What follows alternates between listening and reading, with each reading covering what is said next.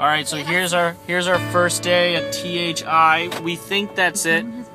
Is that it, Anna? Oh, did we pass it? I don't know. I think that's it. I think that was it back there. All right, first day walking towards THI. Oh, you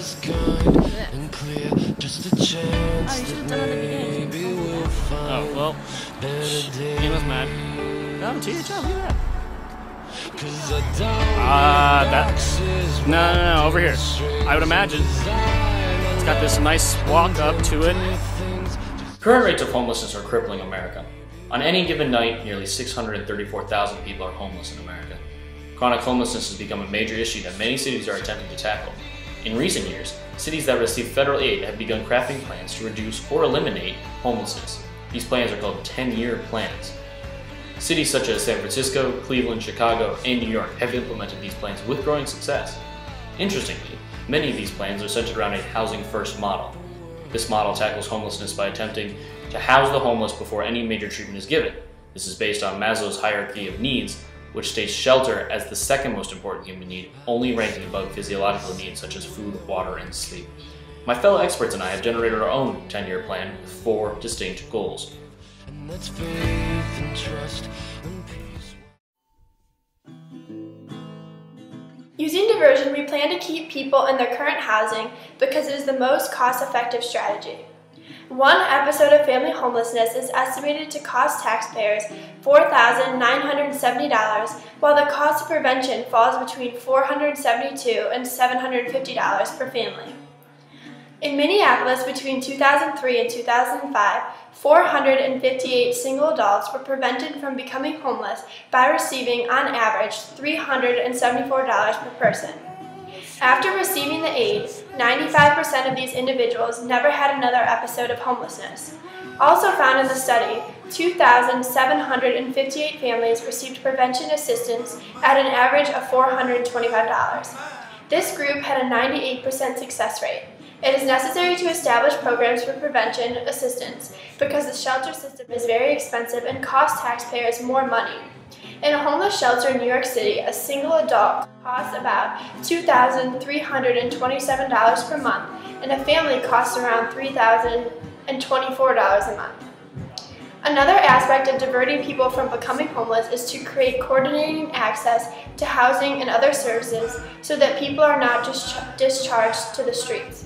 The goal is to link families, youth, and adults to different partner organizations. Youth that are departing from foster homes, juvenile correction facilities, and child protection programs need to be linked to places like county social services, county corrections, and the county attorney's office. Adults also need to be linked to social organizations.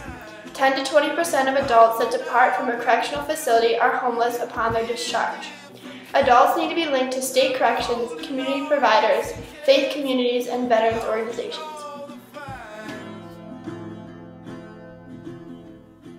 To accomplish our second goal, to ensure that homeless have access to safe, permanent, and affordable housing, as well as all necessary support services, we plan to use a modified housing-first approach. We will create a network of short-term shelters, transitional housing, and permanent shelters. The system will be set up similar to that of Chicago, which managed to achieve a 66% success rate in keeping shelter stays below 120 days. The homeless, if unable to be diverted, would stay in a short-term shelter until they can be placed in a permanent or transitional housing, depending on the type and intensity of care needed. Eventually, those in transitional housing, after having stabilized their conditions, would move to some sort of permanent housing, either affordable or supportive, depending on the type of care needed.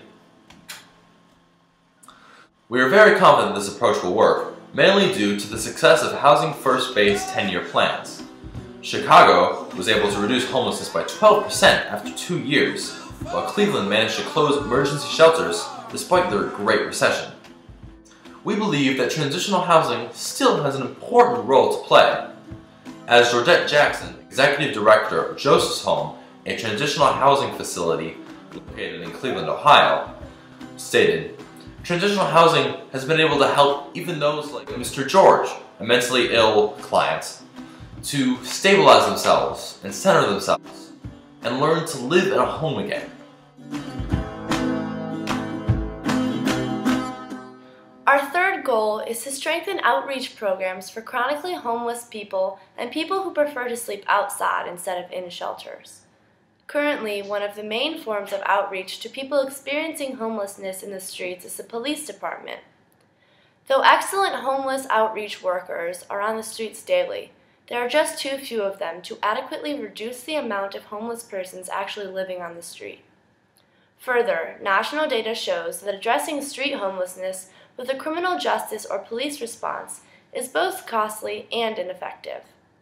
According to a report done by the Decriminalization of Homelessness Work Group and the Community Advisory Board on Homelessness, the estimated costs in 2003 to 2004 for arrests of people without permanent addresses were about $1.4 million. Another recent study shows that many people who actually sleep on the street list shelters as their permanent residence. Approximately 70% of arrests of homeless persons living on city streets lead to dismissals and do nothing to address the root causes of the problem. A 24/7 coordinated and cost-effective outreach system to respond to the needs of people on the streets needs to be a core part of a 10-year plan to end homelessness. This system will reduce the negative impact of homelessness on the community, decriminalize homelessness, and enable police officers to focus on community safety.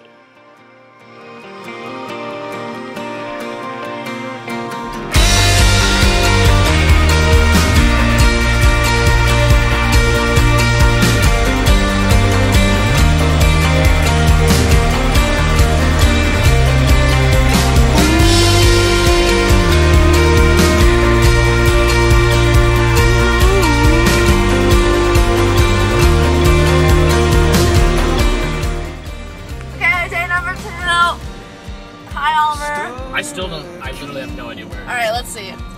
Here we're going. We're driving. Oh, wait. That's it. Alright. It doesn't matter what you say. I edit whatever you say. Oh. This isn't the second day. This is our second to last day. We're actors.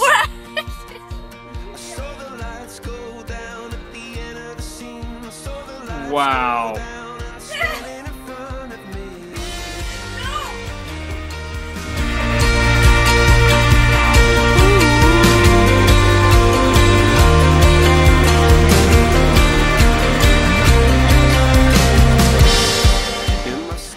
Okay, these rooms were totally full before, not that they're not now, but we put so much floor space. Look at that. Check this out. Oh my god, gifts on gifts for Twylanula. Anna feels the need to put on everything she finds. She's popping tags. She looks like Debbie Horowitz.